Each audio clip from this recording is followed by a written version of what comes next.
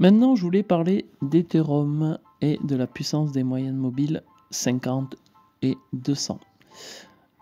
Concernant donc cet indicateur qui représente l'ensemble des bougies effectuées lors des 200 derniers jours pour la moyenne mobile 200 et la 50 pour les 50 derniers jours. Donc en rose, nous avons la 200 et en bleu, la 50.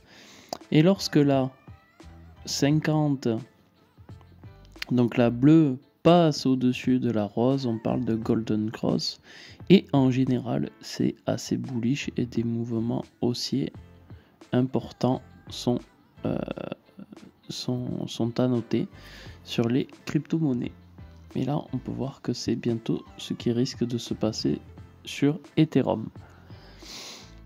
Donc, au niveau de l'échelle de temps, je rappelle qu'on est en daily et donc chaque bougie effectuée représente 24 heures sur Ethereum. Donc maintenant, concernant la puissance des moyennes mobiles, donc en bleu je disais c'est la moyenne mobile 50 et on voit qu'elle a fait office de support pendant pratiquement toute une semaine. Donc c'est ce que j'ai entouré là en violet. Mais en ce moment, on voit que la moyenne mobile 200 fait office de résistance. Hop, je vais vous la montrer. Non, loupé. On brosse. On voit que là, depuis, hop, je dirais, donc depuis le 13 mai, on voit que, donc ça fait quand même plus d'une semaine, ça fait même 2 semaines, que nous avons du mal à péter cette résistance des 2697 $ sur Ethereum. Donc maintenant vous allez me dire, ok, qu'est-ce qui peut se passer si on pète cette résistance, bien sûr. Donc déjà avant toute chose, on peut voir que sur le MACD, on est en train de repasser. On va peut-être repasser boule. Ici. Là, on voit que le momentum s'essouffle et qu'on va peut-être repasser bullish. Là, on attend de nouveau donc pour bientôt le croisement de la courbe bleue par-dessus la courbe orange.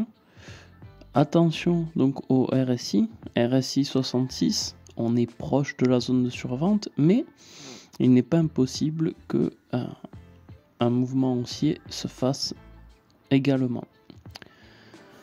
Donc, je disais au niveau des prochaines targets.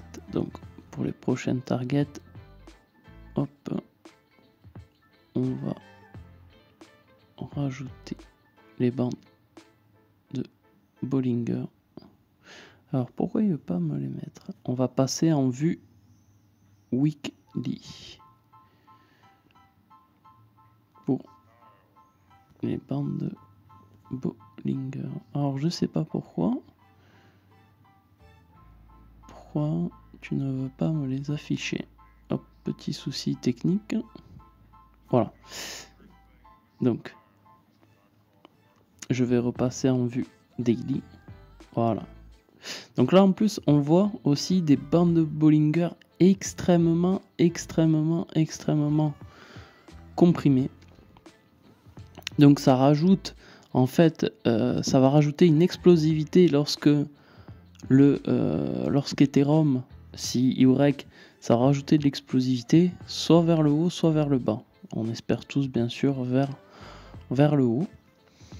Et donc, il faut qu'il break les 2700, on disait, pour aller chercher,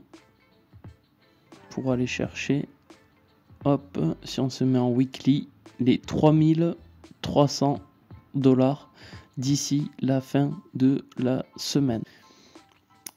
Voilà, j'espère que cette vidéo vous a appris à